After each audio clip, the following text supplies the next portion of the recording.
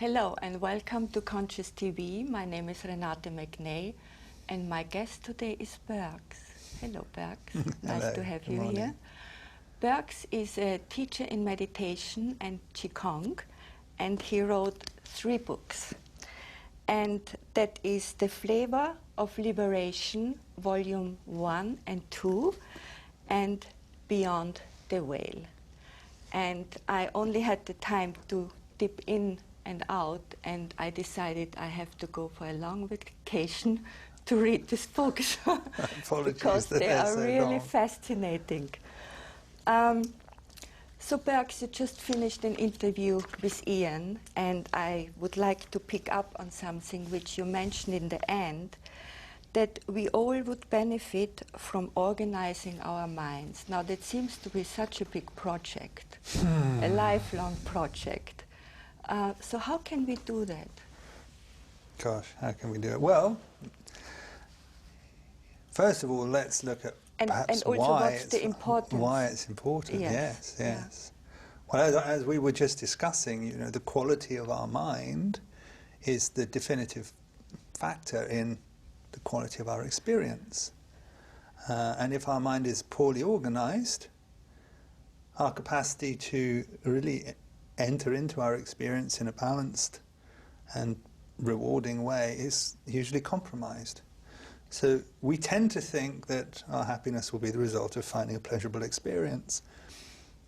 But there's no guarantee that meeting what we might hope would be a pleasurable experience will be satisfying if the mind in that moment is extremely scattered or poorly organized or overwhelmed or stressed or whatever. So since the only thing that is with us for 24 hours of every single day of our life is our mind, taking care of the quality of it is is something that investing in will bring so tremendous benefits to us. So how do we do it, you say? Well, I mean, what I'm suggesting is that if we look at meditation as a vehicle by which we might make our mind fitter and more healthy, the way that we might look at participating in fitness regime or sport to get our physical body more healthy, then in the way that gradually refining our physical capacity means that our body is better able to carry us through the life, taking care of this physical body, which we've all agree is very worth doing, whether we do it or not. Equally, and perhaps more importantly, taking care of our physical health, our mental health, will impact and contribute towards the quality of our life every bit as much as our physical health. Yeah, it's just, we seem to be in such a difficult time in the moment, and people are really struggling, and I think, with all these thoughts and with what's going on in the mind, how to survive. And isn't it one of the reasons we suffer that we believe what our mind is telling us? Yes, interesting. Yes, the Buddha said that of all the things that bring beings to suffering, nothing brings suffering more than our inclination to come to views. Yeah. And it is the coming to views and ideas that bring beings more suffering than anything else. We have this perceived need to try to understand what's going on within us and within our lives, and often it's the result of not being able to pay enough attention to what's going on that we can see the suchness of it. Yeah. So the gap in our understanding, the gap in our experience actually, is what our mind is. Our mind is a function of consciousness that we use to try to add meaning to what it is we perceive ourselves to be experiencing. And it's quite likely to be the case that 80% of our experience, or more, is our abstract inner world of ideas of what we think or perceive might be going on, and 20% or maybe even less is our actual experience of what's actually going on. So not so much attention to what's going on, but an awful lot of thinking about what might be going on. Right. Now that produces a tremendous amount of noise, energetic noise. All this fluctuation and variation in the mind. And the one thing that appears within your body 24 hours of every day is your consciousness. And everyone would agree that the quality of the food that you eat has a huge impact upon your state of well-being and order within the body. But what you eat today isn't there tomorrow. You eat something different the next day, has a different effect. But your mind is appearing all the time in your body. And the quality with which it appears has a tremendous impact. You only have to look at what happens to you if you don't sleep for 1 or 2 days, how quickly the body starts to break down. Now why is that? Because sleep is the only time that we get a rest of our mind. From our mind. Yes. Our body literally cannot cope with what the mind does to it. Which is why we have to remove the mind from the equation for long enough so that the body's innate intelligence can do its job of reorganizing us and bring us back into a state of balance.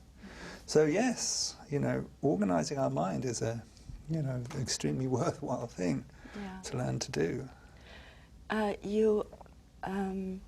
There's something you just mentioned also which triggered a question I heard you talk about, and that is, you are talking about that our bodies are breaking down. Can you say a little bit more? Why our bodies are breaking down? Well, if we look at the proliferation of chronic and degenerative sickness, it's far more prevalent today than it has been. The bodies, we've always suffered from sickness, but in the past it was usually infectious disease that was the major cause of illness and sickness and decay and death. But chronic degenerative breaking down of our body is far more prevalent today. And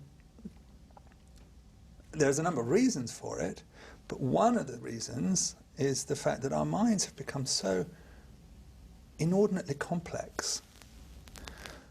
The number of things that we have ideas about, attitudes about, opinions about, our insistence upon these attitudes, opinions and views, the forming of them, the complexity of the ideas that we have about who we think we are these days is so elaborate. And the energetic noise that this complex mind creates within the body, very, very difficult for this extraordinarily delicate piece of machinery to integrate. We know more about health physically than we've ever known, and yet we're sicker than we've ever been. Now, it's not all because of what's going on our minds. Our minds have become more overwhelmed. We've got more things that we're trying to do. We have less time to apply ourselves to what we're actually doing. So we're more scattered than we've been. We're more overwhelmed by what we're doing than we've ever been before, because there's just so much going on in our mind all the time. So even though it's not the only cause for this proliferation of degenerative conditions, it is a major issue. And we spend a lot of time trying to look at how our diet is impacting our health. We're spending a lot of time looking at how the quality of our environment is impacting our health, and we do the best we can, hopefully, to organize our environment and what we put in our body in such a way that it would support it, hopefully. But even doing that, we still might get sick. One thing's interesting, I notice, running meditation retreats, we get an awful lot of people looking for specialist diets these days, and more all the time. There's more and more food intolerances appearing. Now, why is that? Yes. Well, what is an intolerance? It's an intolerance. The mind is not able to assimilate what it used to. Now, we can make tremendous efforts to eat really well, very healthy, nutritious diet. But if we are very obsessed about it, to the point that the idea of not eating it would create tremendous vexation in our mind, that obsessiveness or that vexation does more damage to us than occasionally not getting what we want to eat. Yeah? So, how we react and the ways that we're reacting to what's going on around us is having this impact upon the information flow through our body. And the more the more reactive we are, or intolerant we are to what goes on around us, the more this flow of information that supports the life faculty within the body becomes disturbed by our mind. Yeah. And you talk about in your books how meditation actually can have this incredible effect on our mind and therefore on our bodies, and how actually spending just a few moments in samadhi is able to heal different illnesses. In samadhi or not in samadhi, it's more about just to allow your mind to calm down. Yes. To start to pay attention to what's going on and to be with what's going on completely, so that this reactivity and volatility in the mind comes to cessation for a while, gives the body a chance to decompress and to become more coherent. So, yes, I mean, one of the things that meditation brings about is more coherent and organized states of mind, which, of course, as we've just said, you know, that mind appearing in the body 24 hours a day, when the mind is more coherent. For example, if there's less restlessness, less agitation, less craving or less aversion, then the flow of information or energy that the consciousness is producing as a support to the body becomes more coherent. And so gradually the body gets a chance to reorganize itself. It's not that we are consciously reorganizing the body through meditation. We're removing the incoherence in stages that our mind has produced. Yeah, I experienced it several times myself after a meditation retreat. It happened a couple of times. I saw for a checkup my doctor, and she tests people with this bioresonance machine. And every time after the meditation retreat, the body was completely in balance. Nothing showed up. And she always said, that's a false reading. You need to come. Wow. You need to come another time. Yeah. But that's also my experience, you know, how meditation, I mean, keeps my body in balance and flowing. Yes, exactly, yes. Yeah. Well, you know, the mind is like water. It's so easily disturbed. But if you leave water alone for long enough, it inclines naturally to stillness. You wouldn't have to do anything to it. Leaving yourself alone for long enough with your mind brings you naturally to that settled state. And the capacity that that has, as you've just described, to bring us into a state of coherence is extraordinary, and it's why we need to sleep. Yeah. You know, I was in hospital for 8 weeks. I broke both my ankles when I was younger, and I sat in a ward opposite someone who'd had a coma. And over the days I looked at this person and I recognized how well they looked. Now, it was very interesting. He'd been in coma for a very long time and his body had not started to atrophy. Consciousness was still there supporting the life faculty within his body. But in his state of coma, the active aspect of his mind had become abstracted, and so was not now any longer appearing within his body to create all the disturbances that it normally produces within our body. Yeah. And I realized, gosh, you know, when we get out of the way, this body is much more capable of supporting itself than it is when we're in the way. Yeah. It has an exquisite intelligence within us. You know, we don't even need to understand how it does what it does. If we can just let it be, it doesn't incline naturally to sickness. It inclines naturally to wellness. The sickness is only an expression of incoherent energy as we, you know, accumulate it within ourselves. I remember you telling this story in one of your books about this woman who was blind and had a car accident. Yes. And she went into coma. Yes. And she was 3 weeks or 4 weeks in coma, and then she woke up. And she could see again. And she could see. Yes, yeah. So that was interesting. That was a story I heard on the radio whilst travelling to a meditation retreat one day. Yeah. And it came on the radio. Scientists are calling it a miracle. Yes. A blind lady had a car accident, went into a coma, and when she emerged from her coma, she could see. It's a miracle. Well, in the back of our eye is a very subtle piece of software that's produced by consciousness. And without it, we can't see. There are many people born blind who have a perfect eye, retina, optic nerve, and they can't see. Without that piece of software there, you're blind.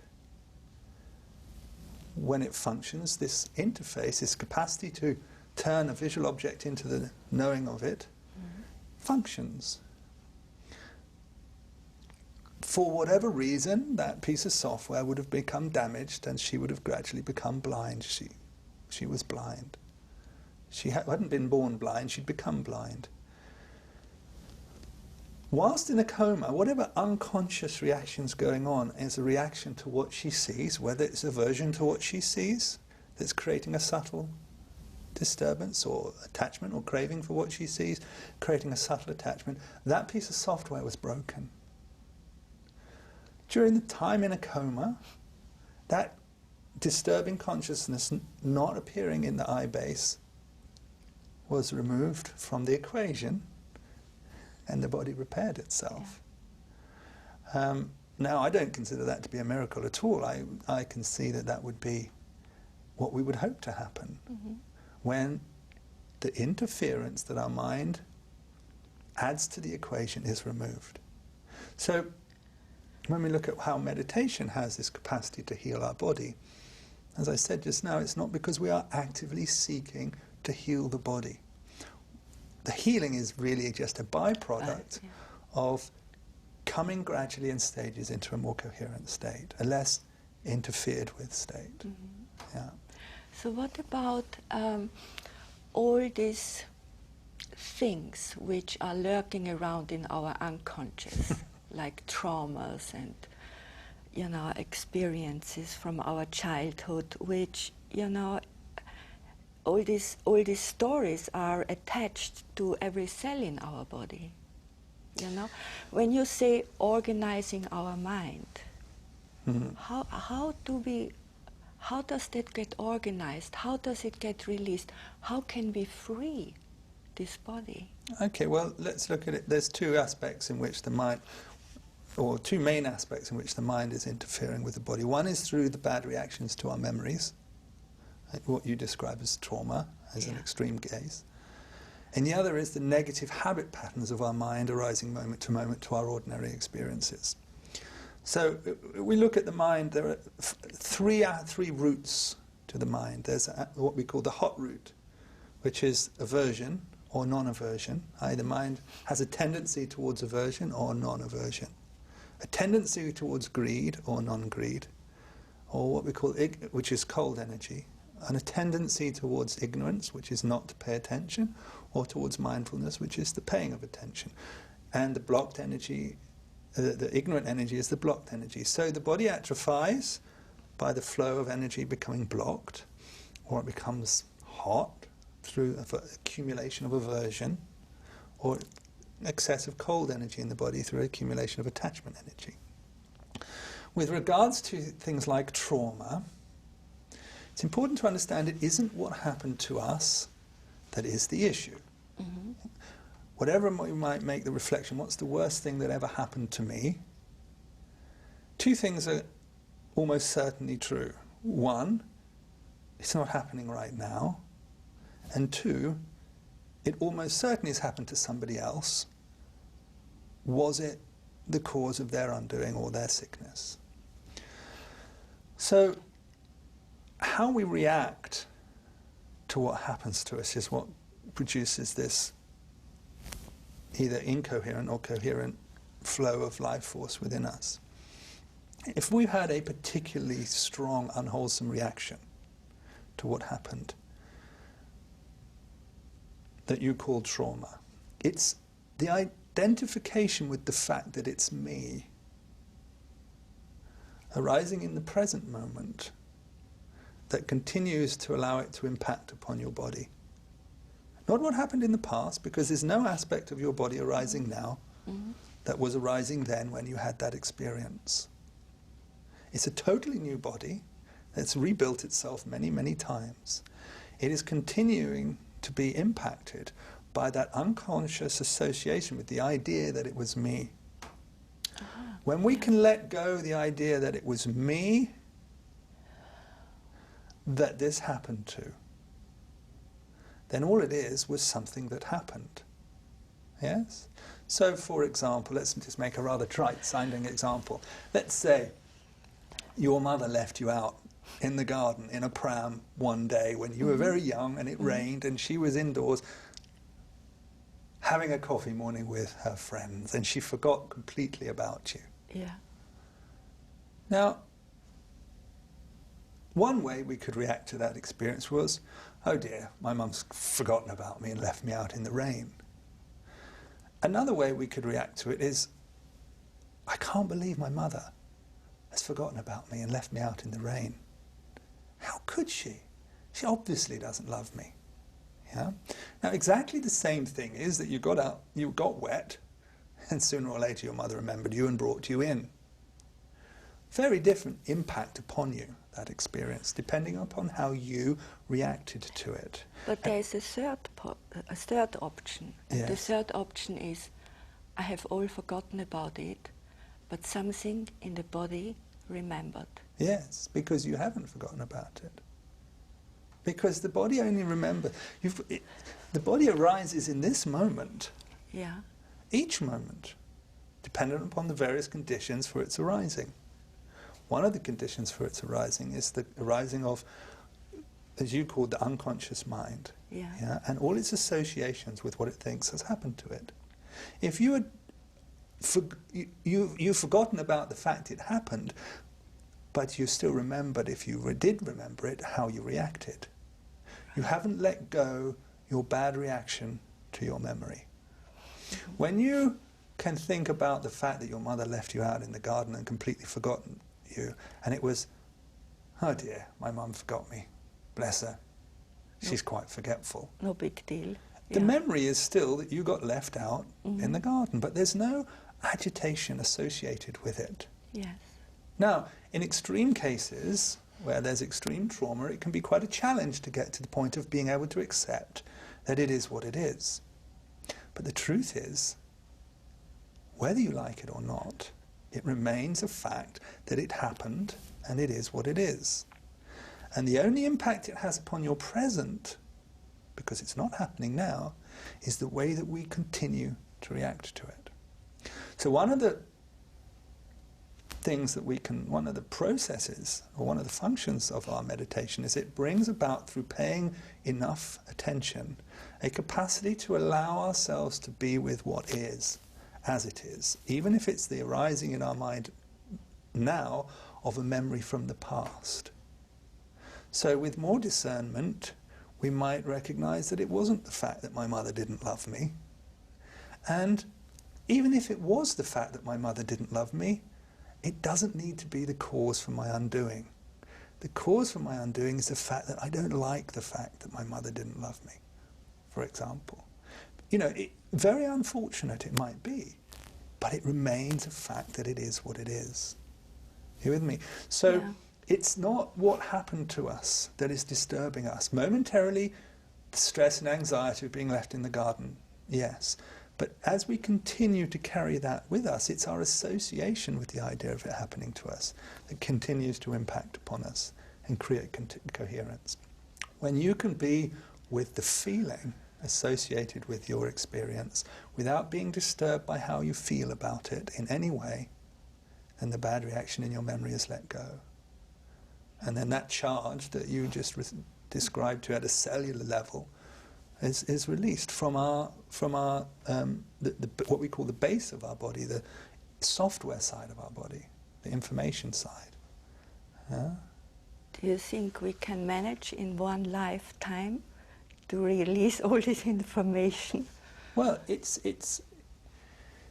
you know, our body's going to get... what's going on afterwards with the information? But our body's going to get decrepit anyway, as an act of, you know, going through the life. It's a great burden on the body to carry us for 80 years on this planet. Yeah. So, you know, it doesn't matter. The point is that allowing your body to be how it is the fact that you're not adding to that natural process of aging and decay with your resistance or aversion to it, or too much attachment to it, concern that my body's a little bit out of balance today. Some days we wake up feeling a little bit under the weather.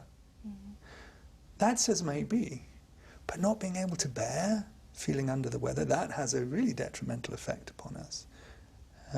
So, you know, whether or not we can let go all of the charge that we're carrying, as long as we can be with how it feels right now, it may not get to the point that it all feels pleasant. You know, the Buddha suffered from back pain, and that was a result of past karma. In one previous life, well, he injured somebody. He would have to sit daily to remove that tendency to produce atrophy in his back so he could sit comfortably. So, you know, not all the bad reactions from our memory, or all the charge that we're carrying from the past, is necessarily let go. What's really important is that we can be with it. You know, some people, some of us, maybe are going to develop degenerative conditions that aren't going to go away. That's as may be. But how much suffering that produces is conditioned by our ability to be with it. Yeah. So there are sicknesses which, left alone, they'll get better on their own. So just being with it. And there are those sicknesses which, no matter what you do, they're not going to get better. So the best that we can do is to be with it. There are those conditions where, if we were to take away those sicknesses, where if we were to take away the misinformation that is the root cause of them, i.e. the incoherence that's produced by our mind, then we would expect to recover. Now that misinformation is still our not being able to be with it, whatever it is. So always the approach to sickness is to allow it to be what it is and accept it completely, so that gradually our aversion to it being like that and our attachment to it not being like that goes away, so that we're not putting petrol on a fire. That fire may burn out, it may not burn out, but we're not adding more petrol to it. You with me? Yes. I mean, being with it doesn't mean you don't see the doctor. No, of course. Yeah, no, but, of course you know, see the doctor. Being in a calm way. It means it's just acknowledging the fact that yes. I'm going to be sick for a few days. Yes, yeah. Or, you know, I've got this condition. It's not going to go away because I want it to go away. It goes away when the conditions for it not being there are present. Yes. Yes. I think you give healing seminars where through meditation a lot of healing can happen. Can you talk a little bit about that, how that happens? And you also mentioned in your book about the hot and the cold cancer, which I would be interested what that means. Well, cancer is a very interesting scenario, because cancer is uncontrolled energy. So the cells are behaving in an uncontrolled way. It's not the way that they're programmed to behave, but they've developed a tendency to behave in an uncontrolled way. So it can be, where's that uncontrolled energy coming from? It can be from our environment, that we have too much uncontrolled, like too much exposure to electromagnetic fields or geopathic stress. It could be the exposure to toxic substances in the body, that is uncontrolled vibrations or energy. But what's the most uncontrolled thing that we're exposed to? Our mind. Our mind, yes. Yeah. So, you know, cancer is an interesting one because it's extremely difficult to treat. You know, using medicine, we would have to kill those cells and hope that no new cells arise with in an uncontrolled way. You know, we see so many times that you treat the body extremely aggressively with chemical substance that will kill those cancer cells in the body, but there still remains a tendency for the body to continue to produce new cancer cells, which is why so often it reappears. Now, if you can remove that uncontrolled, subtle uncontrolled, you said about hot energy and cold energy, so subtle aversion, and maybe not at all subtle, can be very strong uncontrolled dislike for things that is going on in the mind. Just now we talked about intolerance. A mind that is extremely intolerant, unflexible, or has a lot of aversion to things not being the way it wants them to be, creates a tremendous mass of uncontrolled energy in the body. Now that's going to put a lot of petrol on any fire that has a tendency to produce cancer. If you don't remove that uncontrolled energy, you can kill all the cancer cells in the body. There's every likelihood it's going to continue to produce more. Now, if you can work to remove at the root this tendency towards aversion, particularly that type of aversion that is so strong we have no control over it when it arises, we become beside ourselves. If you can work to remove that, then if it isn't produced because of geopathic stress or some other factor, when you kill those cancer cells, there would be no reason to expect the body to continue to produce those cancer cells. If the misinformation is removed, the body will continue to produce the cells in the way that it was. You know, it's got a very well organized instruction manual within it, you know, in our DNA. And our DNA gets gradually impacted by the way that its basic awareness or consciousness itself supports the life faculty within the body. But that consciousness carries with it the nuances or the energy or the vibration, the charge of the mind that also arises within that consciousness. So if you remove that charge from the mind, you've just got awareness or consciousness supporting the body, which it does when we sleep or when we're in a coma. The body then should, and frequently does, as we've seen so many times when people have learned to meditate, how their body recovers as a byproduct of doing that, of removing the misinformation. So there's no wanting the cancer to go away, or wanting the sickness, or fighting with the sickness, or trying to kill cancer cells.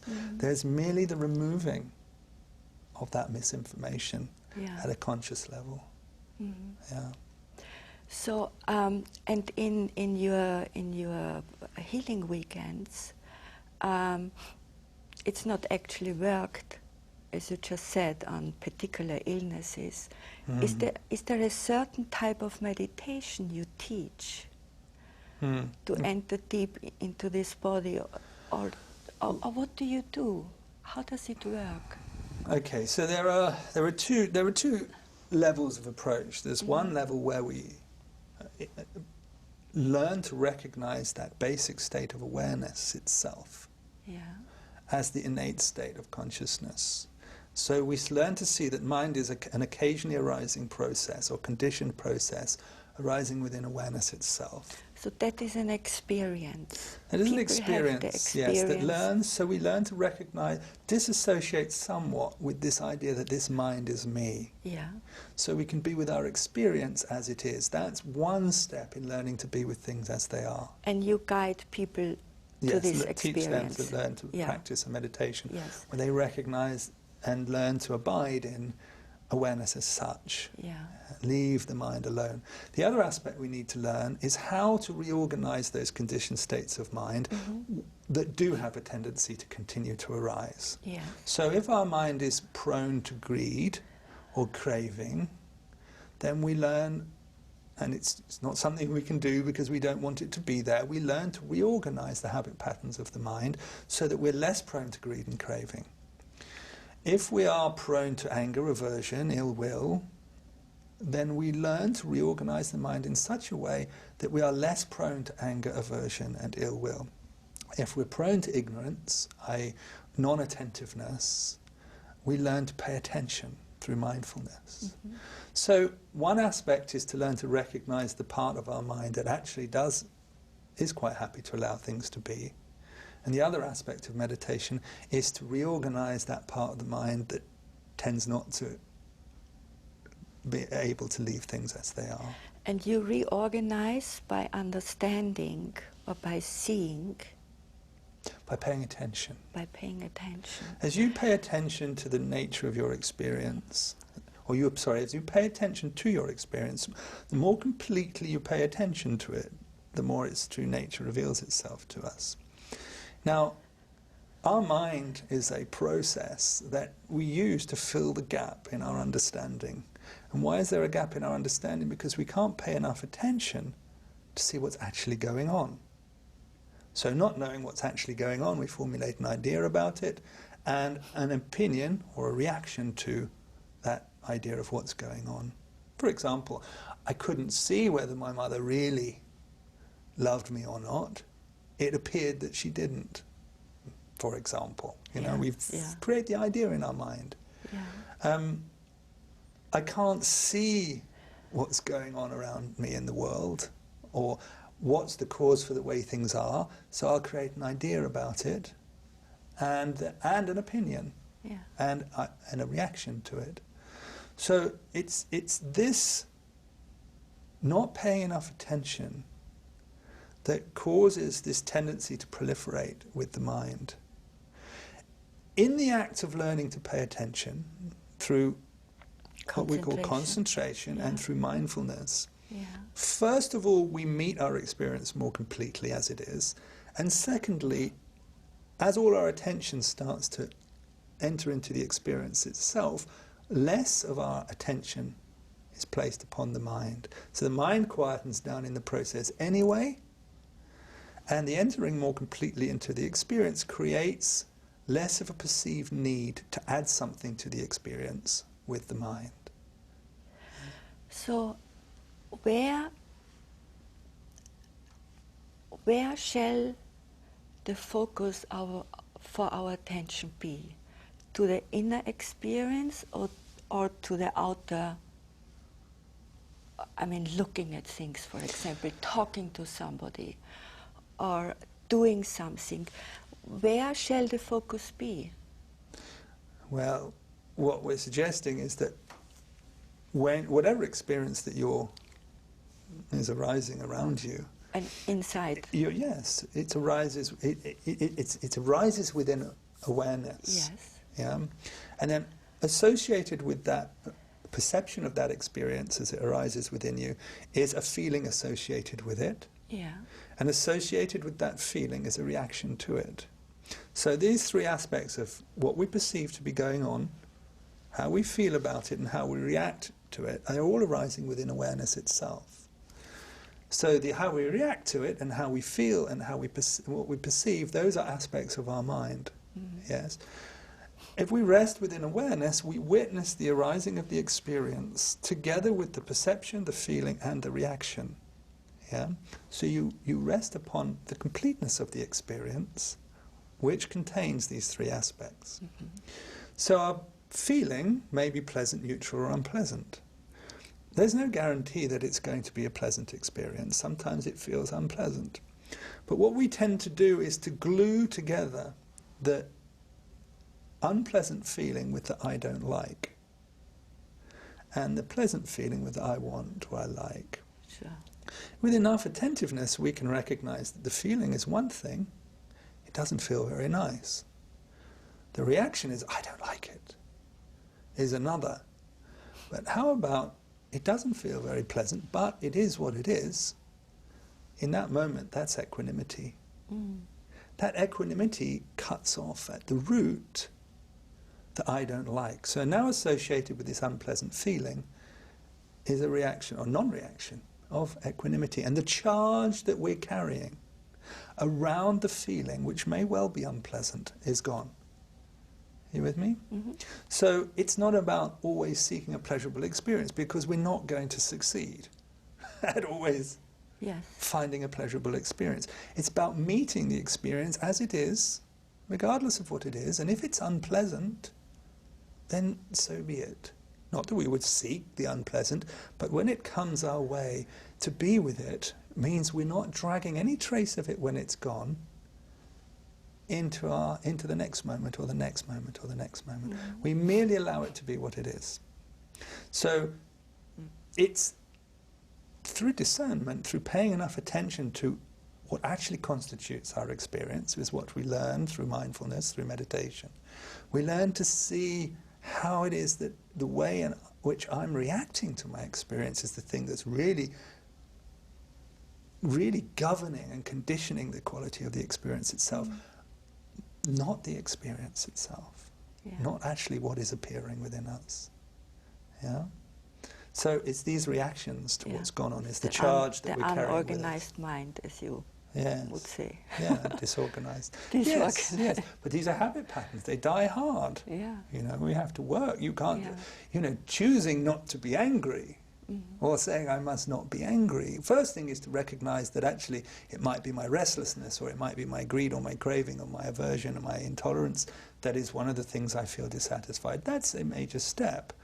But then seeing that I'm prone towards aversion or I'm prone towards greed, and saying to ourselves I ought not to be, doesn't necessarily mean it's going to go away. We have to work quite hard to undermine these tendencies that we've accumulated over a long period of time. And that's where regular practice helps us. It's no good just being told you shouldn't be angry about that, because you know jolly well that you feel angry. You have to let the charge go first. When you've let the charge go, there'll be no more grounds for the arising of anger. So samadhi. How long do we have to train to experience samadhi? How many hours of meditation? And you talked about in the samadhi, in the experience, the sense of a me collapses. Yes, there's no... Yeah, that's what marks the... What is the single flavour of that complete experience? The flavour of it is its complete absence of any perception or sense of me within the experience. There's just the suchness of the experience itself. Yes, so would you call that enlightenment? I'm not sure I'd choose to call it anything in particular. I think that's one of the things that some people would call enlightenment.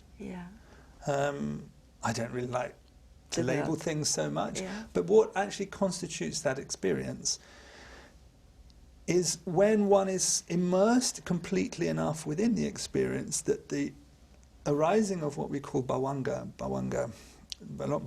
is a Pali or Sanskrit word which means the life continuum. Those momentary states of consciousness that arise between the knowing of each moment, each object, each moment of consciousness, so that gives you the sense that it's you that's knowing it.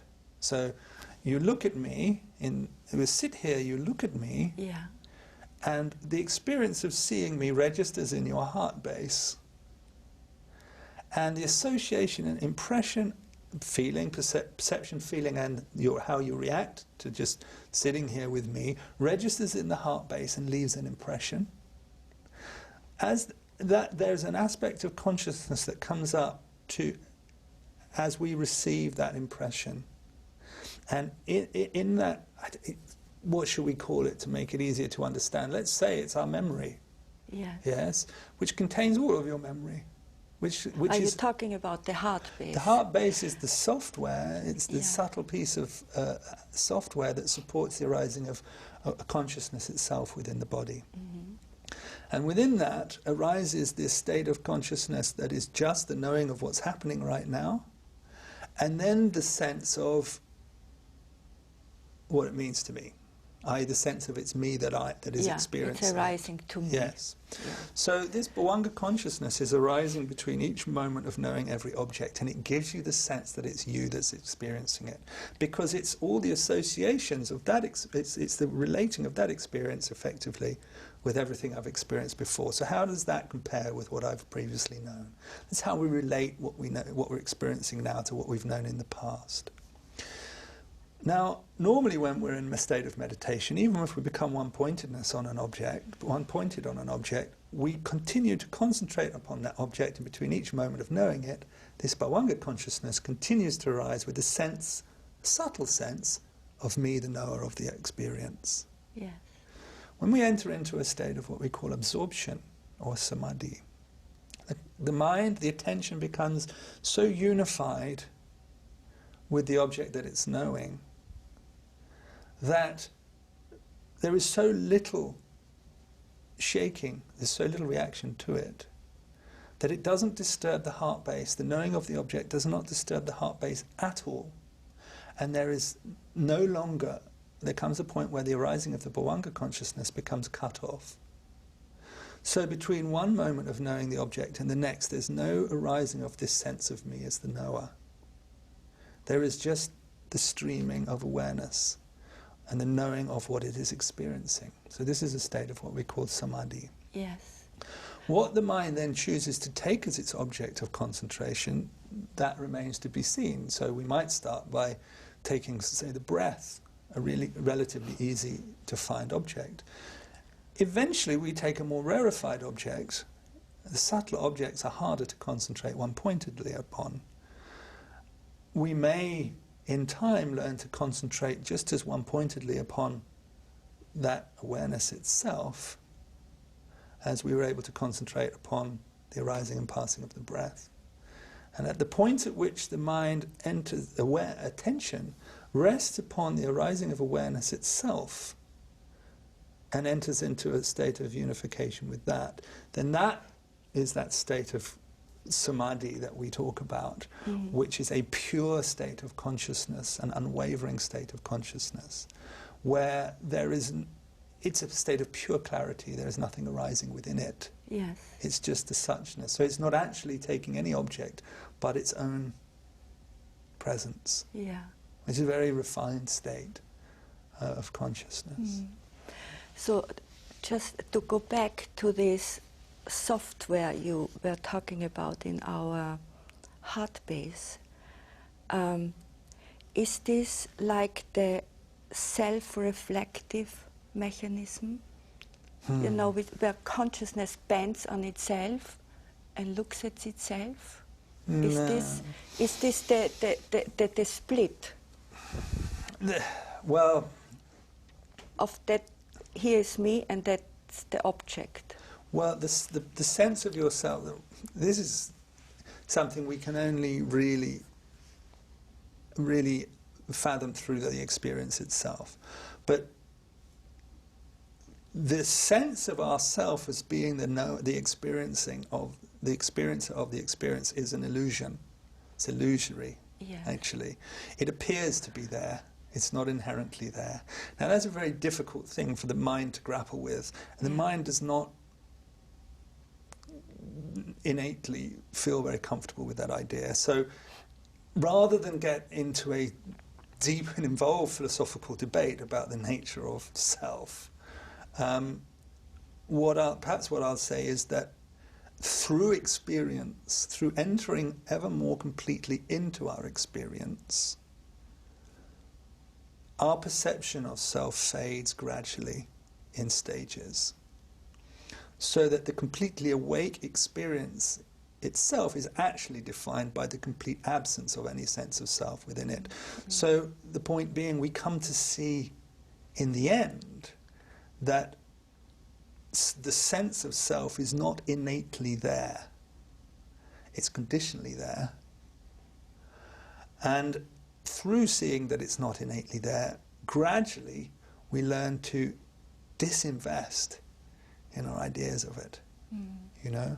Because there's, it's all very well to say there's no self, but we're not experiencing it in an ordinary state of consciousness. No. We're very much experiencing self, but there's two aspects of self. There's the perception of me being in the middle of my experience, yes, and then there's my ideas of who I think I am as the person in the middle of my experience. First thing, the ideas of who I think I am gradually become dismantled through letting go our attachment to ideas of self. And then gradually the actual perception of there being me at the center of my experience fades away. And that's when we enter into what we call a unified state of consciousness, where we realize that you and I and everything around us is all arising within the same basic state of awareness, and that you're really just the universe experiencing itself as you, in the same way that I'm the universe appearing to experience itself as me. And though while we're both having an extraordinarily personal, what appears to be an extraordinarily personal experience of it, when we really enter into the suchness of the experience, you'll find that there's no difference between your experience and mine. Is exactly the same. And there's no sense of me there. Now that's something that violates the ego. So it's not really, there's no need to really discuss that in any great depth, but it's something that reveals itself gradually in stages. And it's that recognition of the fact that the complete state is the one in which I'm not there, gives us the courage and conviction to gradually let go of this investment in this idea of me. Yeah. It's grace when that happens. Grace, yes. Yeah. You could call it grace. I guess we have to finish. It's a nice ending. Okay. Looking at the clock, Burgs. Okay, I show you books again. There are 2 volumes of The Flavor of Liberation. And the 3rd book is Beyond the Veil, which is more about Burgs' journey, which is a wonderful read. Thank you, Burgs. Lovely, thank you very much. For coming to us, and thank you for watching Conscious TV. Goodbye.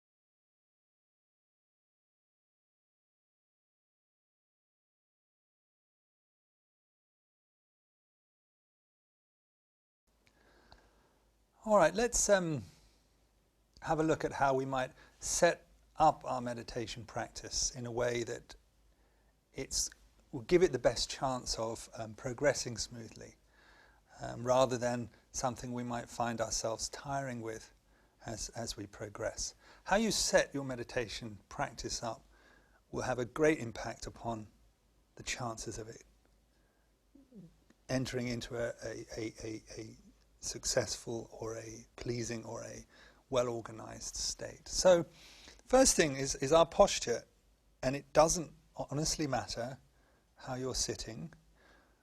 It's very useful if you can sit with a straight spine, because that means that the flow of energy between the base and the crown of your head will flow more smoothly.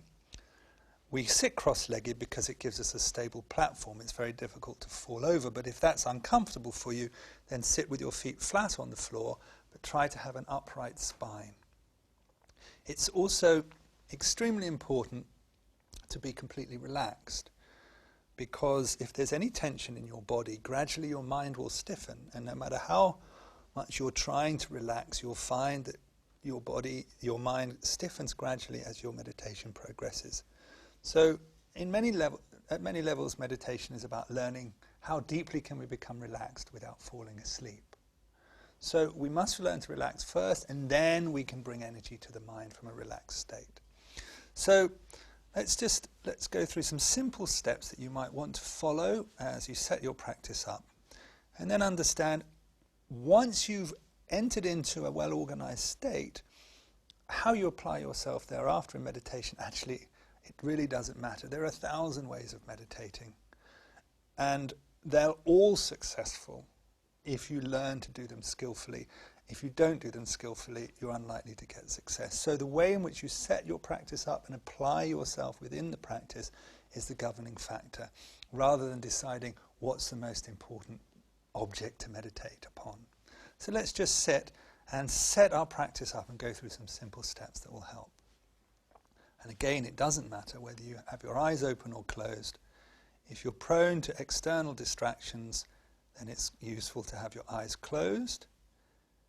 If you tend to get carried away with your inner world, then it's quite useful to have your eyes open.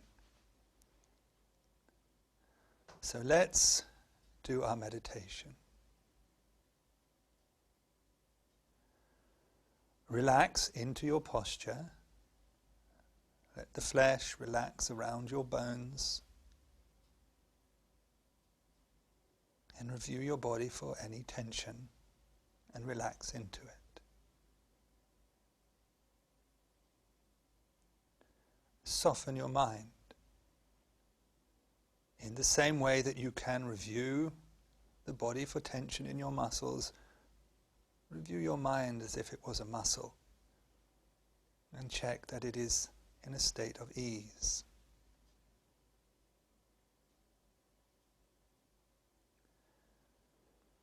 And bring your attention into your body, so that your awareness turns up in the physical present, in the here and now, and stops its wandering around in the past and into the future, and stops wandering into abstract states. Simply bring your attention into the body and feel the sense of shape and form of your physical presence within the space that you occupy.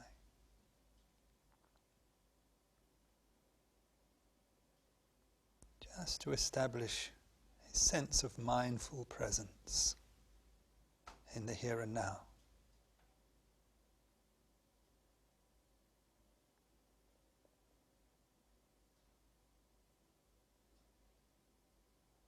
Rest effortlessly within yourself in an uncontrived way, resting upon the sense of your physical presence within the space that you're in.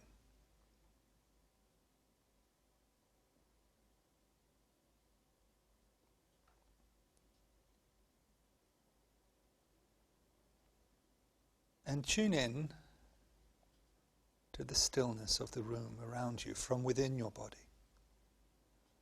Don't project your awareness out into it, but resting effortlessly within yourself, feel the stillness that rests in the background behind the arising and passing of things. That sense of stillness within which your physical body appears.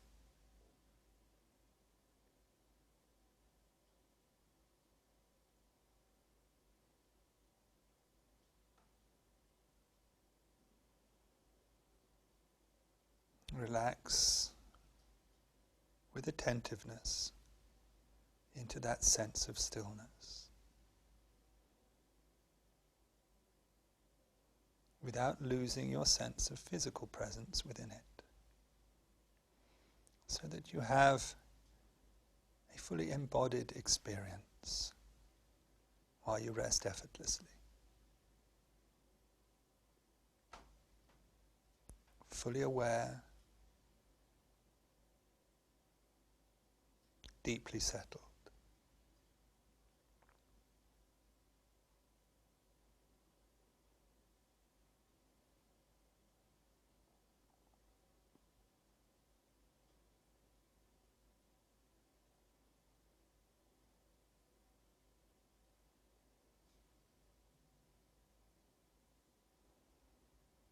Rest effortlessly within yourself.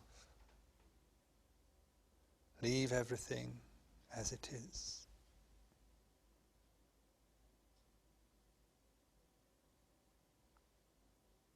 Relax your heart and soften your mind. But don't drift away. Remain lucid, mindful and present.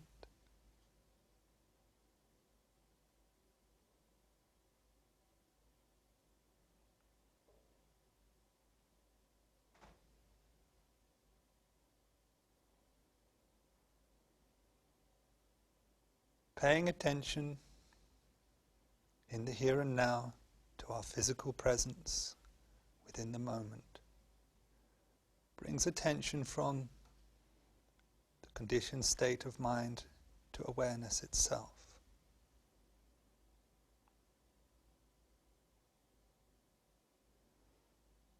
Leaving the mind to arise and pass naturally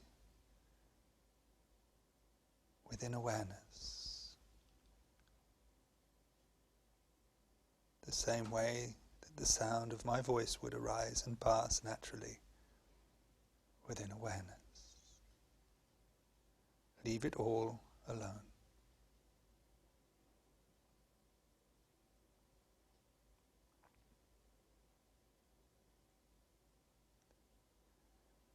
Thereafter, having established a settled state of present, clear, mindful awareness, we can choose to bring our attention to any object we wish that is suitable for concentration.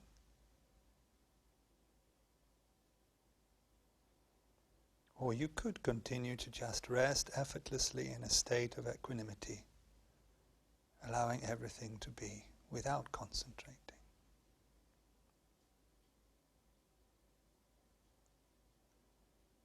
Let us bring our attention to the breath and take the breath merely as an object to settle our attention upon and develop concentration. Resting effortlessly. Bring your attention to the breath so that you know clearly the arising and passing of your breath within you. And taking one breath at a time, determined to know it completely without any wavering of attention from the moment the in-breath begins to the moment the out-breath ends. Be utterly disinterested in everything else, with all your attention applied to the knowing of the breath.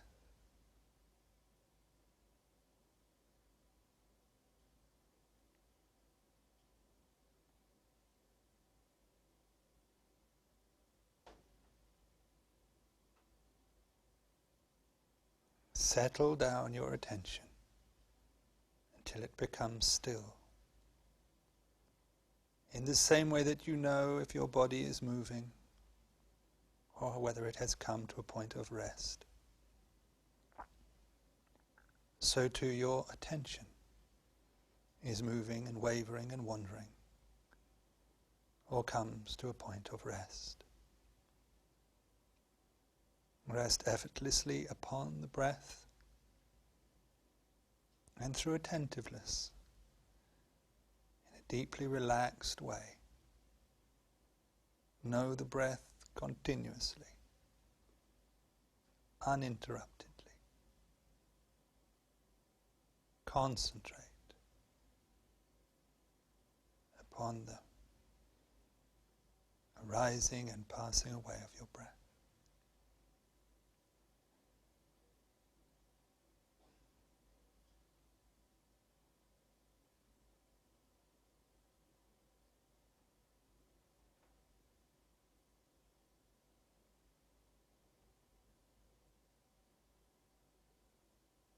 Be sure you do not accumulate friction by gripping your object too tightly. Allow each out-breath to be a complete letting go.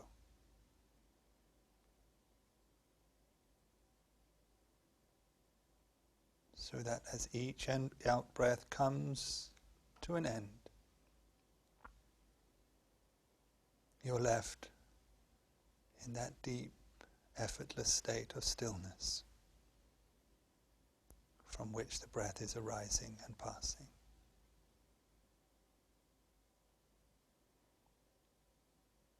Arising and passing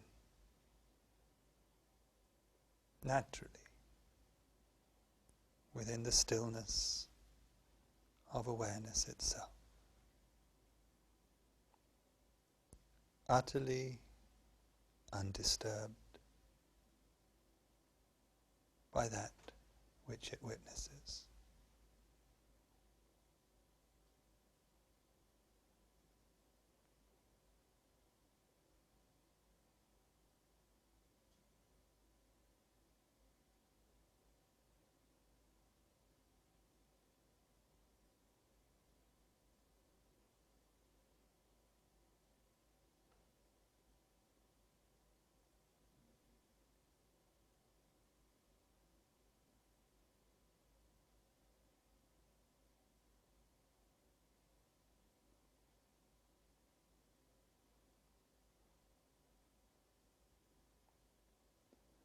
Rest effortlessly within yourself. Leave everything as it is. Place your attention upon your object and leave it there. And concentrate.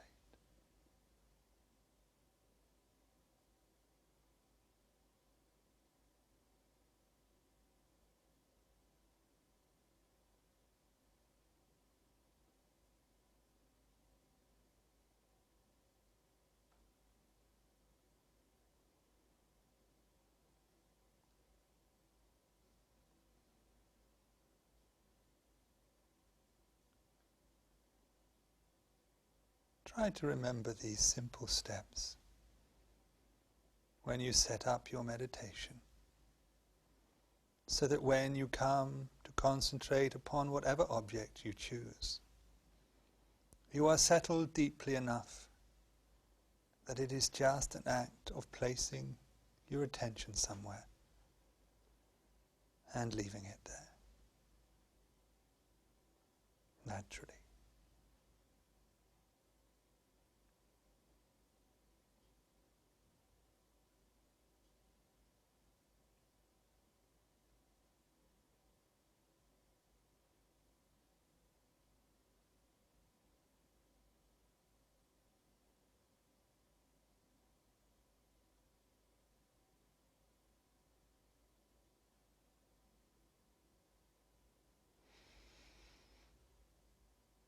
May all beings be happy. Bring your attention into your heart and just end your meditation with loving kindness. Feel from your heart to your whole body, to the space around you. May all beings be happy.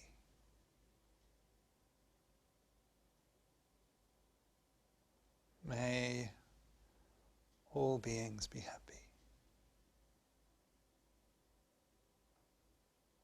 Sukhino wakemino hontu, sabbe satta bhavantu sukhitata. May all beings be happy.